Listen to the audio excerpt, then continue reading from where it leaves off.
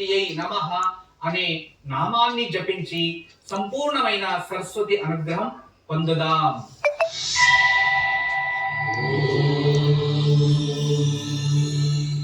ఓం నీలా సరస్వతియై నమః. ఓం నీలా సరస్వతియై నమః. ఓం నీలా సరస్వతియై నమః. ఓం నీలా సరస్వతియై నమః. అందరూ కూడా ఈరోజు మంత్రబలంలో నీలా సరస్వతిని పూజించండి. నీలా సరస్వతి రూపం ఉగ్ర రూపం, దుష్ట శక్తి పైన ఉగ్ర రూపాన్ని చూపిస్తూ ఉంటుంది. ఎవరైతే నీలా సరస్వతి యంత్రాన్ని ధరించి ఉంటారో వాళ్ళకి చెడు ఆలోచనల పైన ఇది ఉగ్ర రూపం చూపిస్తుంది.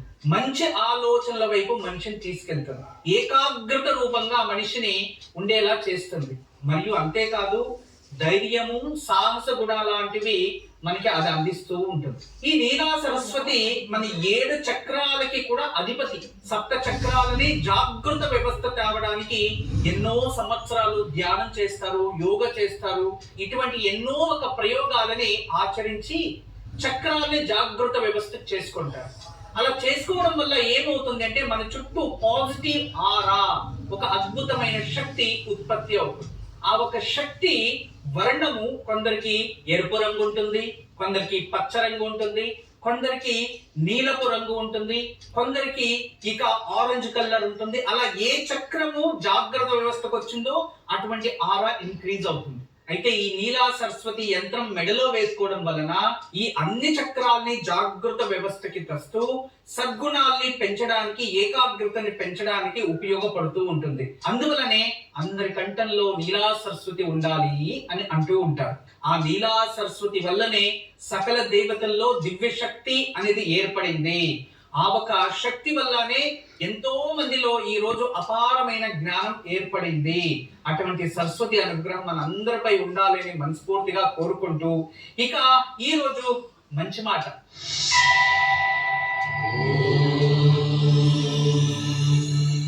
మన జీవితంలో ఎన్నో రకాల ఆపదల్ని ఎదిరించుంటాము, ఎన్నో రకాల కష్టాలని అనుభవించుంటాము, ఎన్నో రకాల సుఖాలని కూడా చూసి ఉంటాము. అదే విధానంగా దుఃఖాన్ని, దుర్ఘటనల్ని కూడా వీక్షించుంటాము, అనుభవించుంటాము కూడా. అయితే మన చుట్టుపక్కల కుటుంబంలో, జనాల్లో అన్ని చోట్ల అన్ని రకాల వ్యక్తిత్వం ఉన్న వాళ్ళు ఉంటారు. ఒక్కొక్కరు ఆలోచన ఒక్కొక్క విధానమైనది. కానీ కొందరు వల్ల మాత్రం మన జీవితంలో చాలా అతలాకుతలంగా విమర్శలు, దుర్ఘటనలు, కొన్నిసార్లు మన జీవితం మంచిగా ఉన్న జీవితాన్ని ఇమ్మీడియట్ పాడైపోవడానికి కూడా మన చుట్టూ కొన్ని శక్తులు ప్రేరేపిస్తూ ఉంటాయి. ఆ శక్తులు కంటికి కనబడని శక్తులు. అటువంటి శక్తులు ఎలా మన ముందర పనిచేస్తాయంటే వ్యక్తుల వల్ల మనపై ప్రభావం చూపిస్తూ ఉంటుంది. ఇది మీకు ఇంకా బాగా అర్థమయ్యేలా తెలియచేయాలంటే మన జీవితంలో ఇతరుల్ని నమ్మి ఏదైనా కొన్ని నిర్ణయాలు తీసుకోవడం వల్ల దానివల్ల సమస్యలు సృష్టి అయి మన జీవితం పాడవడానికి మనమే మెట్లు వేసుకున్నట్టు. దాన్ని గ్రహించకపోతే ఖచ్చితంగా మన జీవితం అంధకారంలోకి వెళ్ళిపోతుంది. అందువలన మీరు ఏదైనా మంచి నిర్ణయమైనా, చెడు నిర్ణయమైనా ఇతరులు ప్రోత్సాహ బలంలో మనం తీసుకుంటున్నాము అంటే ఖచ్చితంగా ఆలోచించి నిర్ణయాలు తీసుకోవడం చాలా ఉత్తమోత్తమం. లేదు అంటే అది సమస్యకు దారితీస్తుంది. ఇది అనుభవంగా తెలియచేయాలి అంటే చిన్న కథగా తెలియచేస్తా, జాగ్రత్తగా వినండి.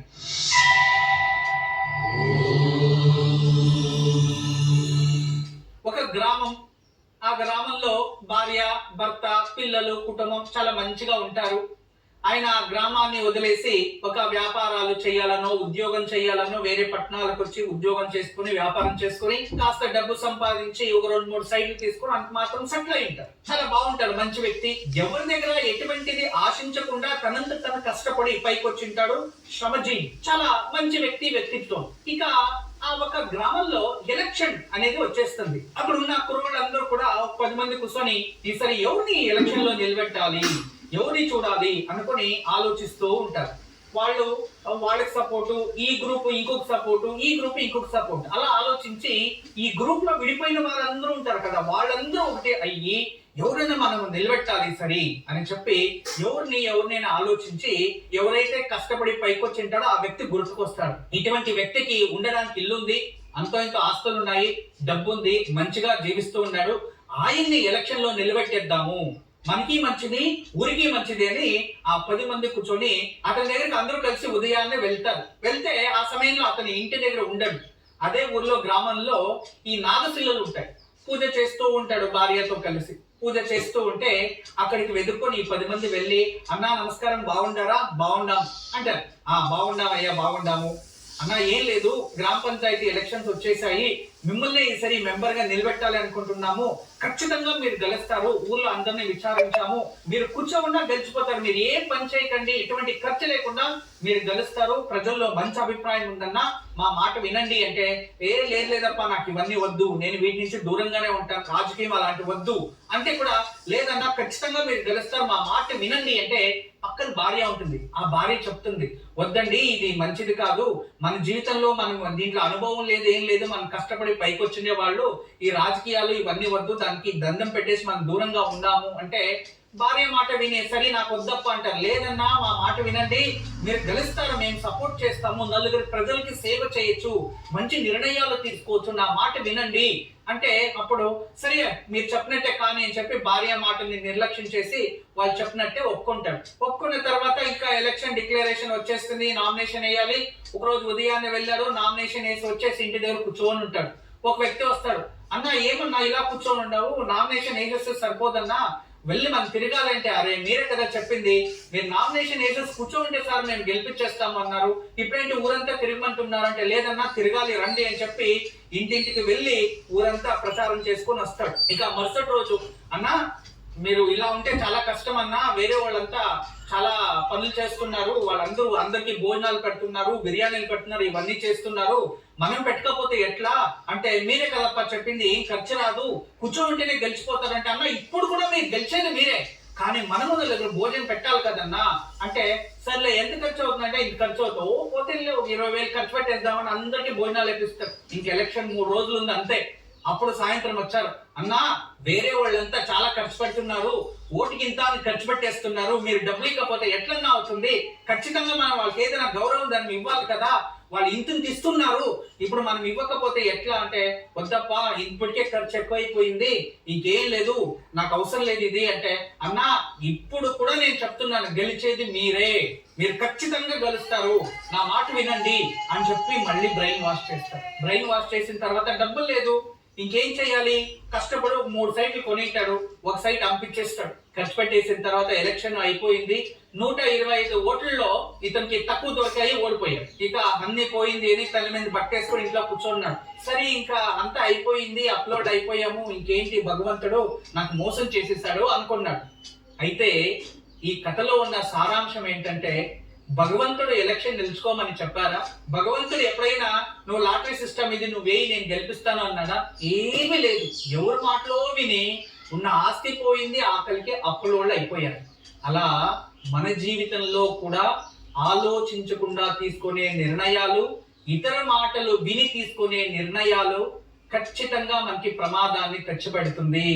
ఈ కథలో ఉన్న సారాంశం, అందరూ చెప్పే మాటల్లో నిజము ఉండదు, అలానే అన్ని మాటలు సత్యము అయి ఉండదు, అలా వాళ్ళ స్వార్థం కోసం మీరు బలిపశువు అవ్వచ్చు, అందువలన జాగ్రత్తగా ఉండండి అనేది ఈ రోజు మంచి మాటకి ఈ చిన్న కథ.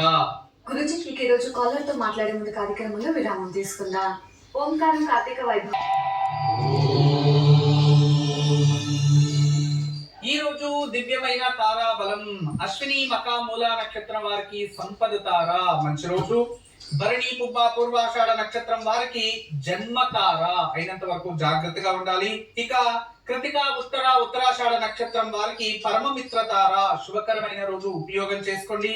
ఇక రోహిణి అస్త శ్రవణ నక్షత్రం వారికి మిత్రతార, శుభకరమైన రోజు. మృగశిర చిత్త ధనిష్ట నక్షత్రం వారికి నైదన తార. ఇక ఆరిద్ర స్వాతి శతభిష నక్షత్రం వారికి సాధక తార, శుభకరమైన రోజు. పునర్వసు విశాఖ పూర్వ భాద్రపద నక్షత్రం వారికి ప్రత్యక్ తార.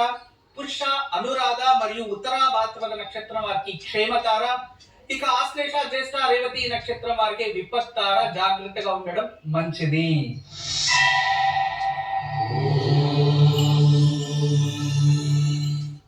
మందికి పిల్లలకి నల్ల కాటుక అని పెడుతూ ఉంటారు, దృష్టి తగలకూడదు అని పెడుతూ ఉంటారు. తర్వాత అదే విధానంగా కాటుకను తయారు చేసే విభాగాలు కూడా చాలా ఉన్నాయి. కాటుక కళ్ళకి మంచిది. స్త్రీ పురుషులు భేదభావాలు ఏం లేదు, ఎవరైనా ధరించవచ్చు, ఎవరైనా కాటుకని పెట్టుకోవచ్చు. కానీ కాటుకని కళ్ళకి పెట్టుకొని మెడిటేషన్ చేసేవారు, ధ్యానం చేసేవారు నిద్రించడానికి ముందు కళ్ళకి కాటుక పెట్టుకొని నిద్రించడం వల్ల కూడా ఎన్నో హై రిలేటెడ్ అంటే కళ్ళకి సంబంధించిన వ్యాధుల ప్రభావం తగ్గుతుంది అని మన పూర్వ సనాతన ఆయుర్వేదంలో కూడా ఉంది. అదే విధానంగా దృష్టి కాటుక ఎలా తయారు చేసుకోవాలి, ఇటువంటి విషయాలు కూడా ఉంటాయి.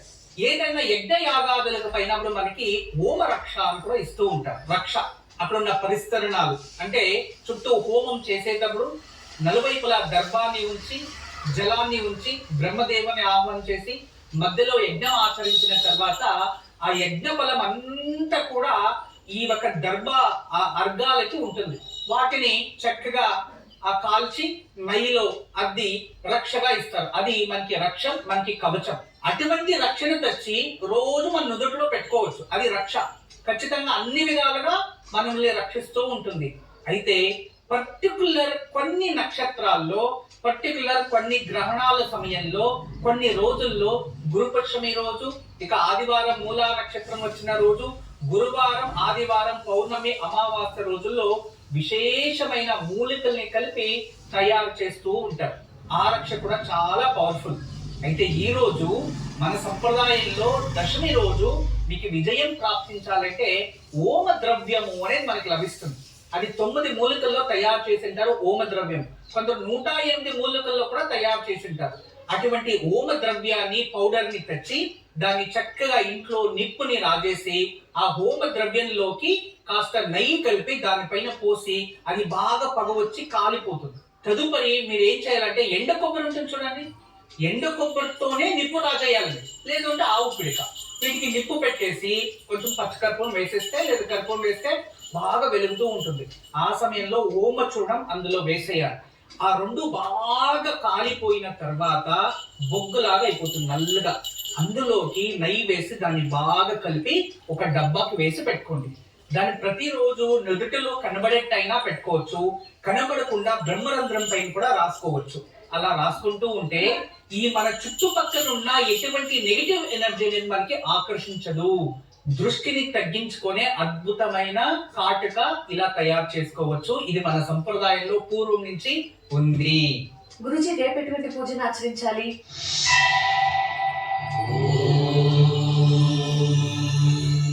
కార్తీక శనివారం ఏకాదశి మహావిష్ణుకి అత్యంత ప్రియమైన రోజు రేపు. రేపు మహావిష్ణు ముందు నెయ్యి దీపాలు 2 వెలిగించండి ఇంట్లోనే. తులసి అర్చన చేయండి. రేపు ఓం నమో భగవతే వాసుదేవాయ అనే నామాన్ని జపించండి. ఇలా చేయడం వల్ల ఆ మహావిష్ణు సంపూర్ణమైన అనుగ్రహం మరియు ఆత్మజ్ఞానం, మానసిక ప్రశాంతత లభిస్తుంది. దగ్గరలో ఉన్న విష్ణు ఆలయంలో తులసి మాల ఇచ్చి విష్ణు సహస్రనామ పారాయణం చేస్తే తక్షణం ఏదైనా ఆపద ఉంటే దాని నుంచి విముక్తి చెందుతాం. దివ్యమైన పూజ తప్పకుండా రేపు ఆచరించండి. ఆ మహావిష్ణు అనుగ్రహాన్ని పొందండి.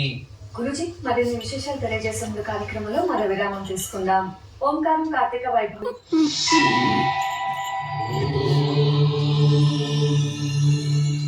ఈరోజు దివ్యమైన యోగక్షేమం. ఈరోజు శుక్రవారం, పైగా దశమి ఉంది. సాయంత్రం విశేషంగా ఈరోజు లక్ష్మీనారాయణులకి పూజించాలి. ఇంట్లో లక్ష్మీనారాయణ, లక్ష్మీ వెంకటేశ్వర, సత్యభామ సమేత కృష్ణ, లేదా సీతా సమేత రాముల వారు, లేదో అమ్మవారు సమేతంగా లక్ష్మీ నరసింహ, ఇలా లక్ష్మీనారాయణ ఇద్దరు రూపాలు ఉండాలి. ఏదైనా విగ్రహం కానీ ఫోటో కానీ వాళ్ళ ముందు నెయ్యి దీపం వెలిగించి సుగంధభరితమైన పుష్పాలతో పూజించి అర్చించి గుడాన్నము అంటే బెల్లంతో తయారు చేసిన అన్నాన్ని కానీ చెలివిడిని కానీ నైవేద్యం చేయాలి. ఇలా చేసి ఆ ప్రసాదాన్ని కుటుంబస్తులు సేవించడం వలన ఇంట్లో ఉన్న వాళ్ళలో సఖ్యత, ఐక్యత పెరుగుతుంది. భార్యాభర్తల్లో సఖ్యత కూడా కలుస్తుంది. ఈ రోజు అనుకూలమైతే సాయంత్రం 2 మట్టి ప్రమిదలు వెలిగించి ఎర్రటి పుష్పాలు పెట్టి లక్ష్మీనారాయణకి ఆరు తీసి ఆ ఒక్క జ్యోతుల్ని తీసుకెళ్లి ఇంటి బయట తులసి చెట్టు దగ్గర పెట్టండి. ఇలా చేయడం వల్ల కూడా లక్ష్మీదేవి అనుగ్రహం ప్రాప్తిస్తుంది, దారిద్ర్యం దూరం అవుతుంది. భార్య భర్తల మధ్య సఖ్యతకు, కుటుంబ సభ్యుల మధ్య ఐక్యతకు ఈ రోజు సాయంత్రం అమ్మవారి సహితంగా ఉన్న నారాయణుడి ముందు నెయ్యితో దీపాన్ని వెలిగి